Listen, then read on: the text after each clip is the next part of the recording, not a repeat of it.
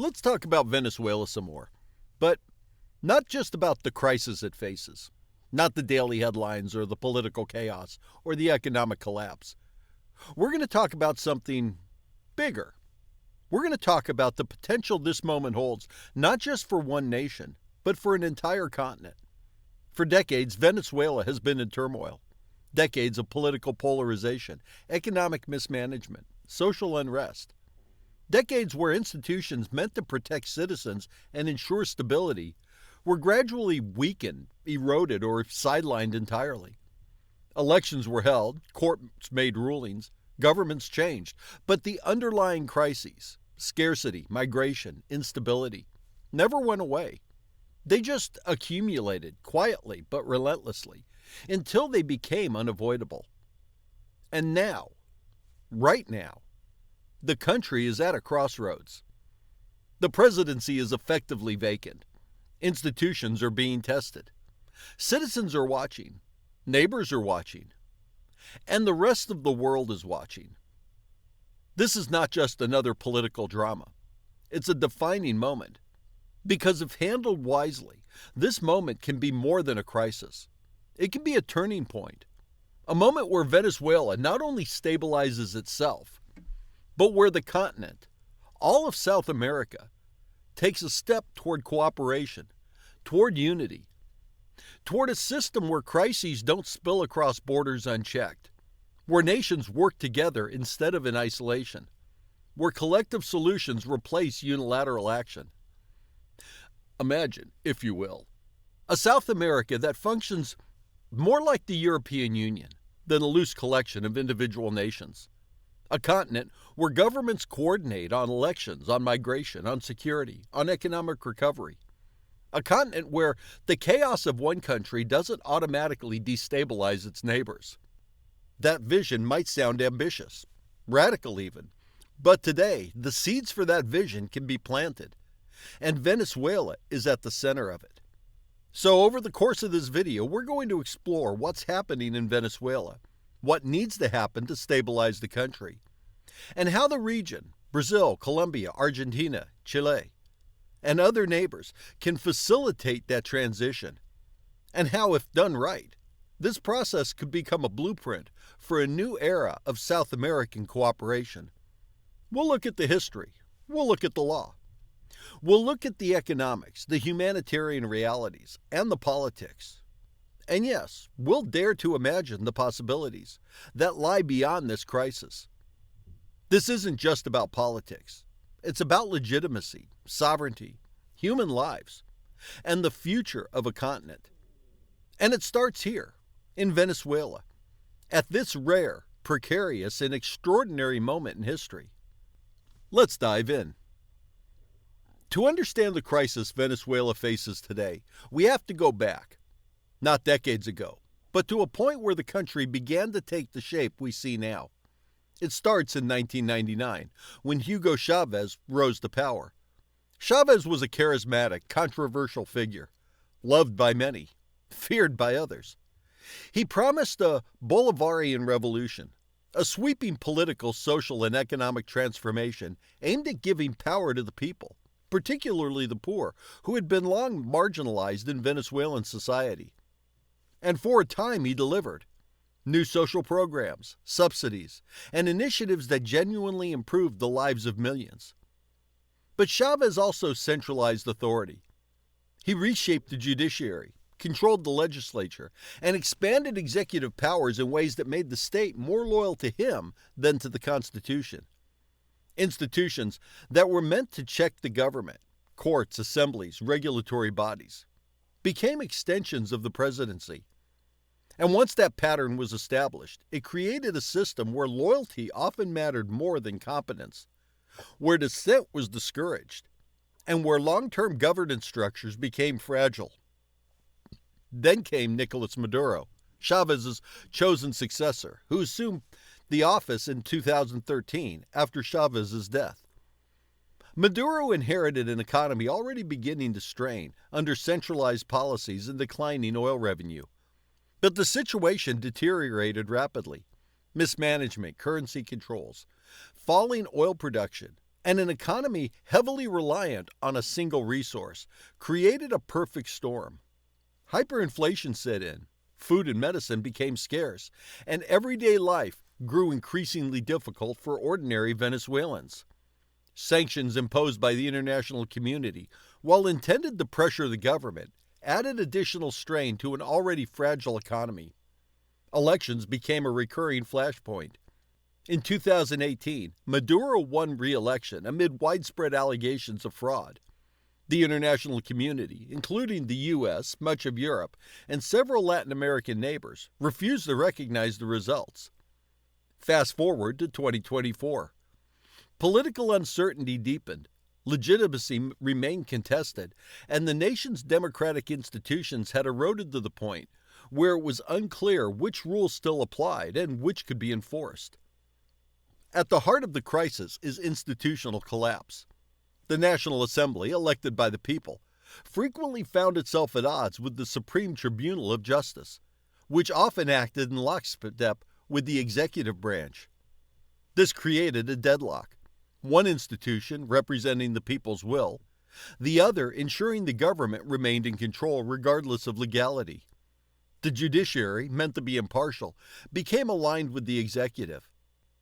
And the military, constitutionally responsible for defending the nation and its democratic institutions, faced a stark choice: loyalty to the president or to the Constitution itself. The result of these dynamics isn't abstract. It's painfully real. Hyperinflation has destroyed the purchasing power of the Venezuelan bolivar. Food, medicine, and basic necessities are scarce. Hospitals struggle to function. Electricity is unreliable. And infrastructure is deteriorating. Millions of Venezuelans have fled the country, seeking refuge in Colombia, Brazil, and beyond. And this migration isn't contained within borders. It ripples across the region, creating economic, social, and political pressures that affect every neighboring nation. Venezuela didn't collapse overnight. It is the result of decades of concentrated power, weakened institutions, and a political culture where loyalty outweighs competence. And now, with the presidency effectively vacant and the country's institutions in flux, we face a question that will define the nation and the continent for years to come. What happens next? This is not just a question for Caracas. It's a question for Bogota, for Brasilia, for Buenos Aires, and for every capital in South America. Because Venezuela's instability doesn't stop at its borders. It has already reshaped migration patterns, trade, energy markets, and regional diplomacy. And the choice made in the coming months will either set the country on a path toward recovery and legitimacy, or deepen the chaos for years to come. To navigate this crisis, we need to understand its roots. Only by grasping the history, the institutional failures, and the human consequences can we begin to imagine the solutions that are realistic, legal, and sustainable. Now that we've traced how Venezuela arrived at this precarious moment, the question becomes, what must happen next? How does a country whose institutions have been weakened restore stability, legitimacy, and trust, not just for its citizens, but for the continent? The starting point is the Venezuelan Constitution, specifically Article 233. This is the legal backbone for presidential succession. It lays out exactly what should happen in the event of a vacancy, temporary or permanent. In short, the National Assembly has the authority to declare the vacancy, oversee the appointment of an interim leader, and call elections. These aren't suggestions, they're the law. And they exist precisely for moments like this. The role of the National Assembly is central. It is the body elected by the people to represent their will. In a functioning democracy, it is the Assembly, not the executive, not the courts acting in isolation, not foreign powers, that determines how the transition unfolds. Its job is to act with impartiality, ensure that interim authority is strictly bound by constitutional limits, and guarantee that the next steps follow a clear legal path. Interim authority, whoever assumes it, must have clear boundaries. This is not a time for governing by decree or consolidating power or punishing political opponents. The interim's leader's sole purpose is to manage a transparent transition. Every action must be legal, documented, and verifiable. Legitimacy comes not from force or rhetoric, but from the strict adherence to the law and the trust of the people. And then there are the elections. They must be free, fair, and transparent. That means updating voter rolls to include all eligible citizens, ensuring equal access to media for all candidates, and guaranteeing that opposition parties are not obstructed or intimidated. International observers can play a role, not in governing or in opposing outcomes, but verifying the process, providing technical guidance, and lending credibility. Observers are witnesses, not rulers. But legal procedures and elections alone aren't enough. The reality of Venezuela today is that the military and civil compliance is crucial. Soldiers and bureaucrats must follow constitutional authority rather than personal loyalty. This can't be achieved through force or threat alone. Incentives matter. Safety guarantees, clearly defined duties, limited mandates, and reassurance that stabilizing the country does not put them at personal risk. Political purges, retaliation, or arbitrary dismissals would instantly erode trust, destabilize the process, and risk plunging the country into further chaos. Every step, from legal interpretation to elections to military compliance, must be guided as one principle: stabilization. Not ideology, not revenge, not ambitions for any single faction, but the restoration of lawful recognized authority that everyone can trust. Stability in Venezuela can't be imposed from the outside. It must emerge from its own institutions, with clear legal procedures and transparent elections. And the key to that is legitimacy, not speed, not ideology, but lawful, recognized authority that everyone can trust. This is the narrow path forward: a constitutionally guided transition, elections conducted fairly and transparently, and the alignment of military and civil institutions around legality and neutrality. Any deviation, unilateral action, political purges, rushed elections, or foreign overreach threatens to undo months or even years of effort before it has barely begun. If Venezuela can navigate this correctly, it sets the stage not just for national recovery, but for regional stability, which brings us to our next question. How can the region, Brazil, Colombia, Argentina, and other neighbors, support the process without imposing control, and help ensure that Venezuela's path is guided by law, not by force? Venezuela's crisis cannot be solved in isolation.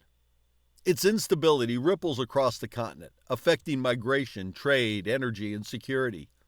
And that means the neighbors of Venezuela, particularly Brazil, Colombia, and Argentina, have a vested interest in seeing stability restored. Let's start with the shared stakes. Millions of Venezuelans have fled the country, seeking safety, food, and work. Colombia alone hosts over 2 million refugees. Brazil, hundreds of thousands more. This sudden migration strains infrastructure, social services, and local economies. It also creates security concerns, not because refugees are a threat, but because large, unmanaged movements of people create vulnerabilities, disease, crimes, social tension. And the economic spillover is significant. Informal labor markets, disrupted trade, and increased demand for humanitarian aid. Then there are the political and diplomatic considerations. Each country must navigate its own domestic pressures while maintaining international credibility. Brazil, Argentina, and Colombia have consistently emphasized sovereignty, diplomacy, and law, insisting that any Venezuelan transition be guided by Venezuelan institutions, not external actors. They want stability, but they also want legitimacy. And that's a critical distinction. Stability imposed by force or by foreign decree is never sustainable. This is where the concept of a regional council comes into play. Imagine a multilateral advisory body composed of Brazil, Argentina, Colombia, and potentially smaller neighbors like Uruguay, Chile, or Mexico, whose purpose is to facilitate dialogue, provide electoral guidance, coordinate humanitarian aid, and monitor adherence to constitutional procedures. Critically, this council would be time-limited and non-binding. Its power comes not from coercion, but from credibility, expertise, and cooperation. The genius of a regional council is that it allows neighbors to help without ruling, to guide without imposing, and to ensure legitimacy without seizing power. It's a model where sovereignty is respected, yet regional oversight and support provide a safety net for fragile transitions. Venezuela retains the authority to govern its own process, but the Council ensures that the process is credible, transparent, and internationally recognized. There are clear precedents for this approach. In Southern Africa, the Southern African Development Community, or SADC, played a critical advisory and mediating role during Zimbabwe's political transitions. In Central America, the Organization of American States has long acted as an electoral observer and facilitator in contested elections. And in West Africa, ECOWAS has successfully deployed both advisory councils and, in extreme cases, limited intervention to prevent coups and manage transitions. Each of these examples illustrates a central lesson. Regional cooperation, when structured properly, stabilizes fragile nations without undermining their sovereignty. In practical terms, here's how this could work for Venezuela. The Council meets regularly during the transition, advising on electoral timelines, voter roll updates, and campaign fairness.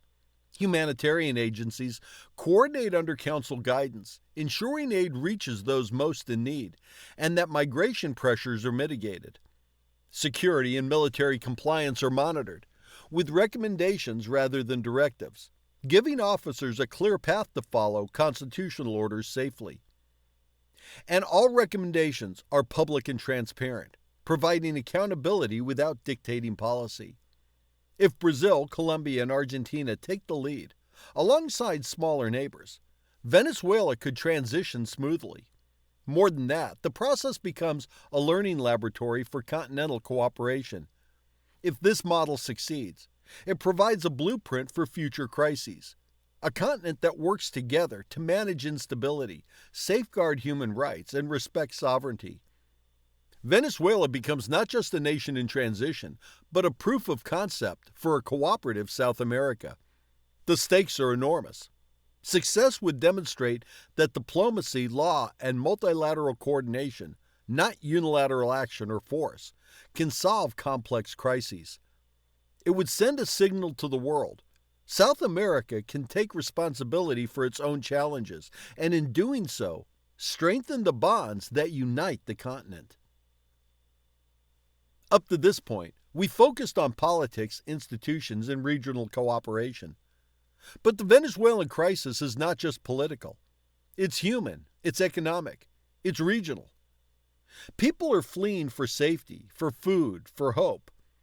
And the only way to manage that responsibly is together.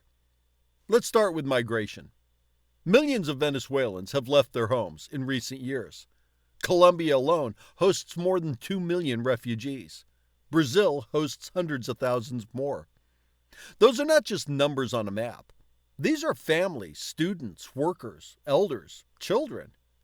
Each refugee carries the weight of a disrupted life, and each new arrival places pressure on already stretched public services, schools, hospitals, housing, and social safety nets.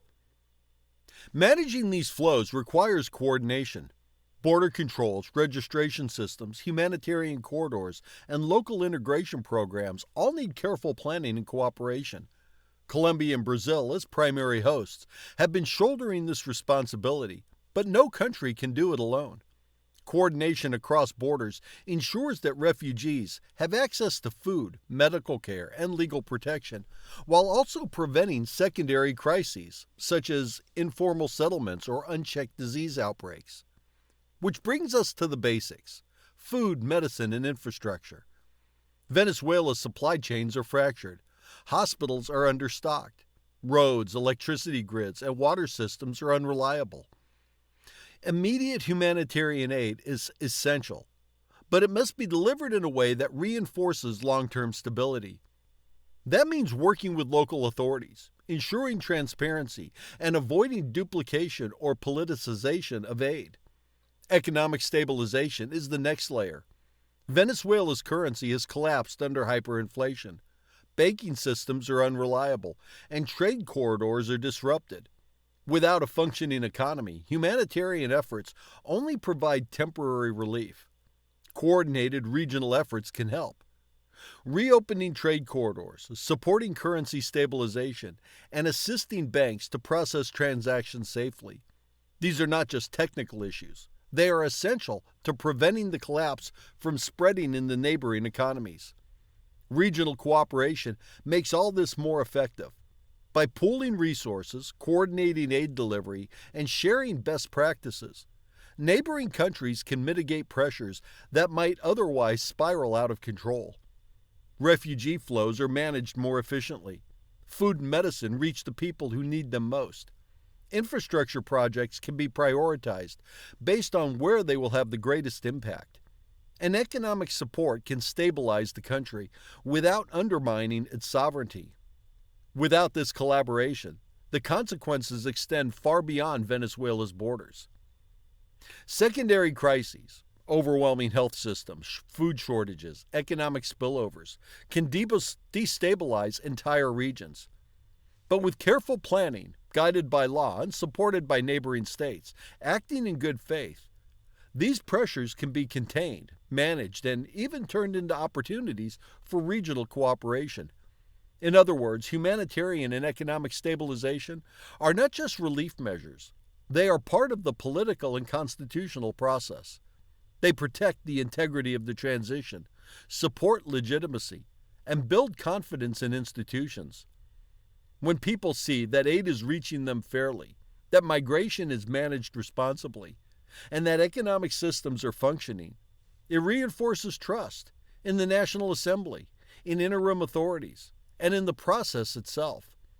Venezuela's crisis cannot be solved with politics alone.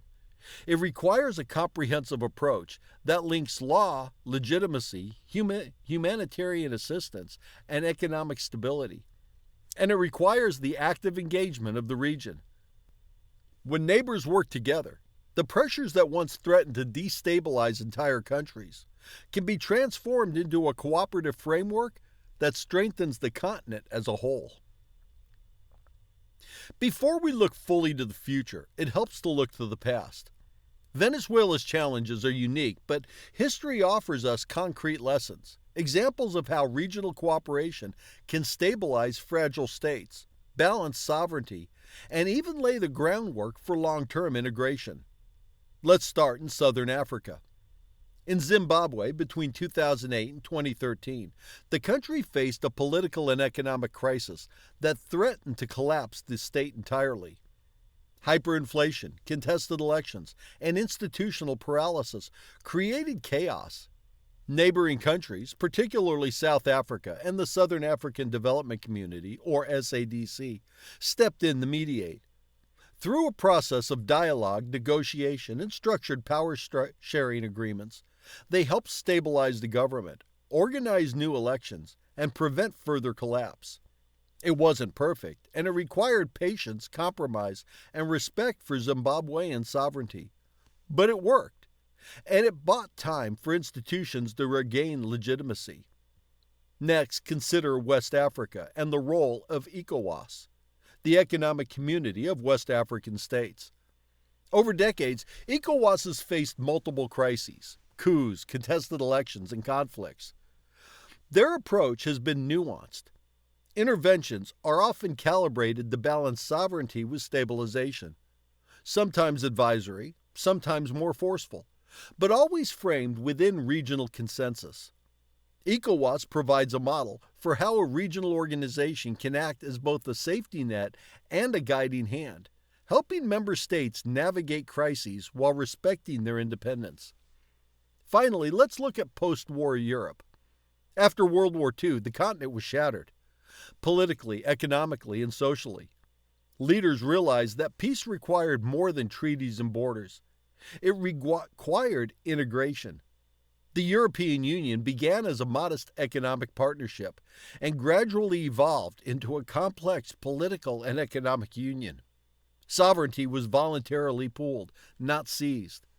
States retained identity and authority at home, but by agreeing to shared standards and mechanisms, they reduced conflict, stabilized economies, and created a platform for long-term cooperation.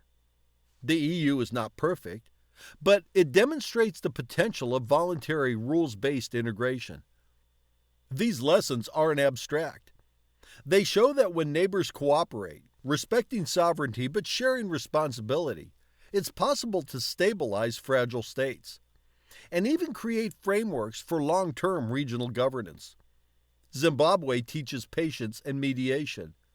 ECOWAS teaches calibrated intervention and consensus. Europe teaches voluntary integration and pooling of sovereignty. Each offers insights that South America could adopt. If Venezuela can successfully navigate its transition, guided by constitutional law and supported by its neighbors, the region can build a structure that mirrors these lessons. Power sharing and advisory councils for crises, coordinated oversight without coercion, voluntary integration where necessary to ensure stability, economic resilience, and collective security. In other words, history shows us that stabilization isn't just about who is in power today. It's about systems, institutions, and cooperation. If South America takes these lessons seriously, Venezuela's recovery could become the first step towards a continent that doesn't just react to crises.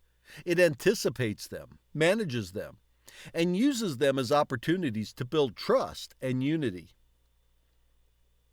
We've talked about Venezuela, its crisis, its people, and the steps needed to stabilize it. But let's take a step back for a minute and imagine something bigger. What if Venezuela's crisis could become more than a challenge to overcome? What if it became a proof of concept for continental cooperation? Imagine a South America where crises are solved collectively, where borders don't mean isolation, and where countries pool certain powers for mutual benefit. A continent united not by coercion, but by cooperation and shared stakes. Venezuela could be the spark that makes this real. The potential structure for such a union is ambitious, but practical. At its core would be permanent crisis response and advisory mechanisms, multilateral bodies that monitor political transitions, coordinate humanitarian aid, and mediate disputes before they escalate. These mechanisms would be activated when needed, with clear legal mandates, time limits, and accountability measures. They wouldn't replace national sovereignty. They would reinforce it by making transition smoother, more predictable, and more credible. Next, consider electoral and judicial standardization. If countries agree on minimum standards for elections, updated voter rolls, equal media access, independent monitoring, the legitimacy of governments across the continent rises. Similarly, judicial standards could ensure that fundamental rights are respected, legal procedures are consistent, and transitions are predictable. This isn't about making every country the same. It's about creating a baseline of fairness and trust. Economic, infrastructure, and migration policies could also be coordinated. Imagine a shared approach to trade corridors, cross-border energy grids, disaster response, and migration management. Instead of crises in one country spilling unpredictably into others, nations could plan together, allocate resources efficiently, and prevent secondary destabilization. Coordination turns potential conflict into mutual resilience. At the heart of this vision is the voluntary pooling of sovereignty. Countries would not surrender their identity or autonomy.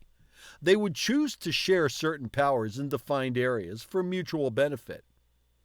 Think of it as a confederation or treaty organization, similar in spirit to the European Union. Decisions that affect everyone collectively would be made collectively, while domestic decisions remain in national hands. Cooperation, not coercion, becomes the engine of progress. And the benefits are profound.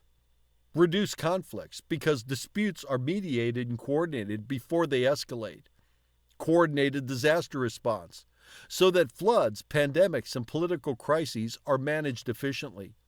Stronger global negotiating power as the continent speaks with one voice in trade, climate, and diplomacy. And perhaps most importantly, a sense of shared destiny, a continent that acts together because it recognizes that its fates are intertwined. Yeah, this is ambitious. It requires political courage, institutional innovation, and the patience to build trust across borders. But if Venezuela can navigate the transition successfully, with the guidance of its neighbors, it could provide a blueprint. The mechanisms, the cooperation, the regional council, all of these could evolve naturally into a broader, more permanent framework for the continent. This is more than a theoretical exercise. It's an opportunity, a moment where the continent can demonstrate that cooperation trumps conflict, that law trumps chaos, and shared stakes can outweigh historical divisions. Venezuela could be the spark. And from that spark, a South America united by purpose, resilience, and shared prosperity could emerge. The question isn't whether this is possible. The question is whether we, the leaders, the citizens, the neighbors, have the vision and discipline and courage to make it real.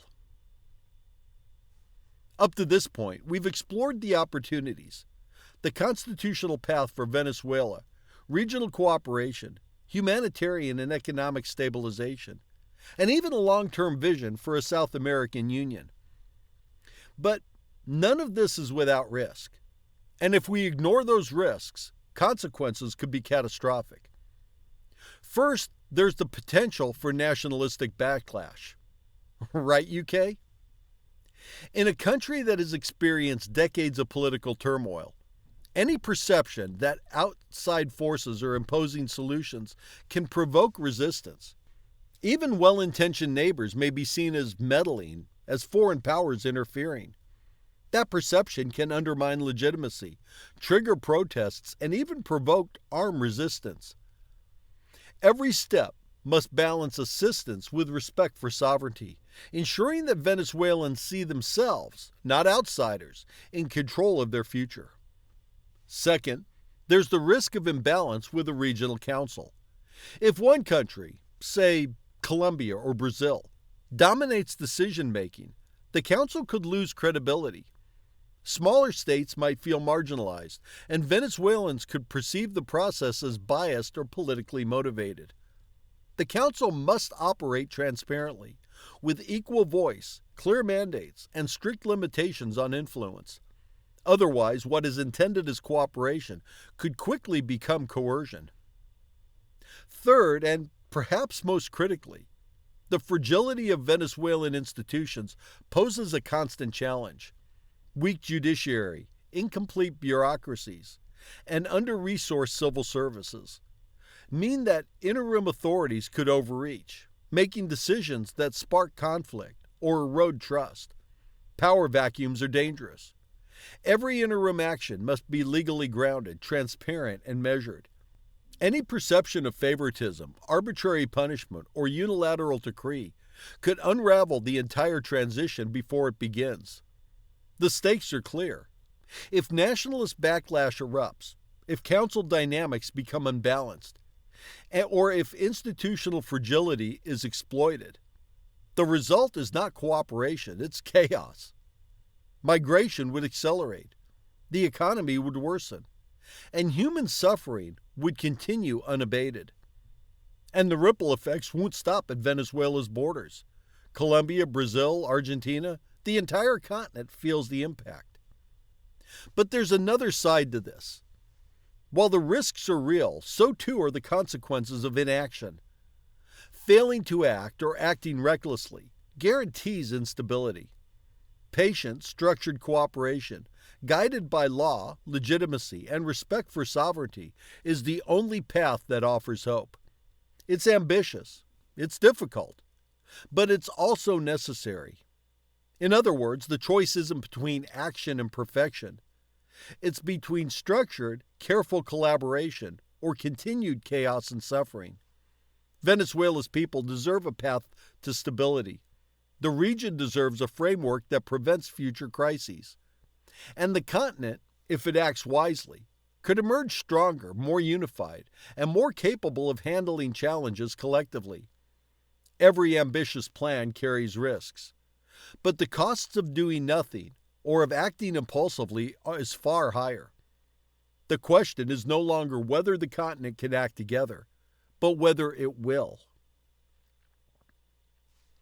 We've explored the crisis in Venezuela, the constitutional and institutional paths forward, the role of neighbors, humanitarian and economic challenges, historical lessons, and even a bold vision for a unified South America.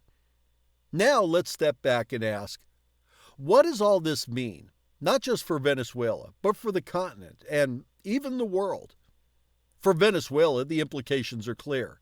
Stability, legitimacy, and recovery are within reach, but only if the transition is guided by law, supported by regional cooperation, and grounded in trust. When the Venezuelan people see their institutions functioning, when elections are free and transparent, and when humanitarian needs are met responsibly, confidence returns. Citizens can rebuild their lives.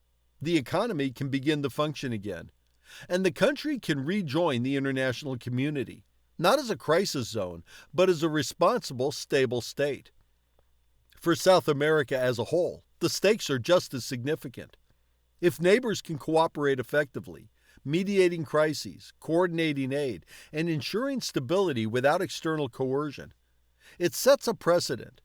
It shows that the continent can be self-reliant, reducing dependence on foreign powers and taking ownership of its challenges.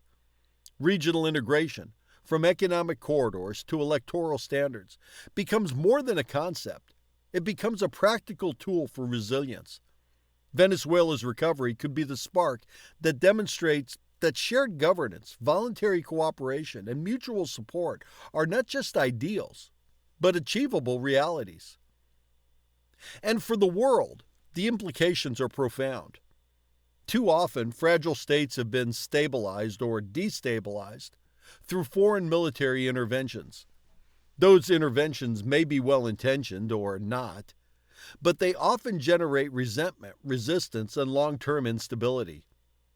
What Venezuela can show, what a cooperative regional approach can demonstrate, is that fragile nations can stabilize themselves when neighbors act collectively, lawfully, and with respect for sovereignty. This is a model the world could watch, learn from, and adapt for other regions facing crises. In short, the Venezuelan crisis is not just a domestic problem. It's an opportunity, a rare chance for South America to prove that it can govern itself, stabilize its own states, and even begin imagining a unified future. A continent that works together, not in isolation, that solves its crises not with external force, but through law, cooperation, and shared responsibility. Imagine a South America where the borders are not barriers, where crises are met with collective action, and where every nation has both a voice and a stake in the stability of its neighbors. Venezuela could be that spark. Its transition could become a blueprint, and from this moment of crisis, the continent could emerge stronger, more unified, and more capable of shaping its own destiny.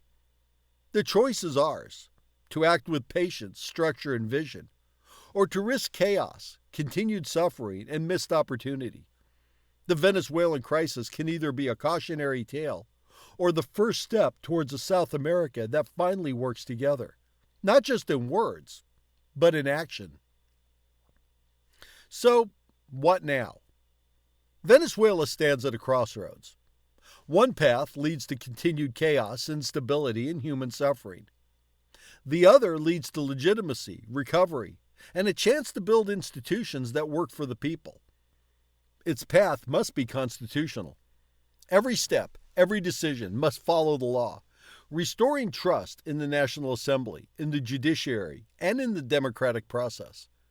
There are no shortcuts. And there is no room for improvisation. Next, regional neighbors. Brazil, Colombia, Argentina, Uruguay, Chile, Mexico have a unique role, not as rulers, not as overlords, but as guides. They can provide counsel, mediate disputes, coordinate humanitarian and economic aid, and ensure legitimacy. Their involvement must be deliberate, measured, and transparent, showing that cooperation does not mean coercion. A hand extended in guidance is not a fist of control. And beyond Venezuela, South America has an historic opportunity, perhaps one that comes only once in a generation, to experiment with confederation, a voluntary union of nations committed to sharing prosperity, security, and democracy. This isn't about losing sovereignty. It's about pooling certain powers, aligning standards, and solving problems together that no one nation can tackle alone. Imagine a continent where crises are addressed collectively, where borders don't mean isolation, and where nations work together to prevent conflict, stabilize economies, and protect citizens. Imagine disaster response that is coordinated, migration that is managed humanely, and economic corridors that link people and resources efficiently. Venezuela's emergency could act as a first spark, a blueprint for a new era of continental cooperation. This is more than a crisis. It's a rare opportunity, one that comes perhaps once in a lifetime, to reshape the next 50 years of the continent. 50 years where instability is replaced with resilience, conflict with cooperation, and isolation with interconnection.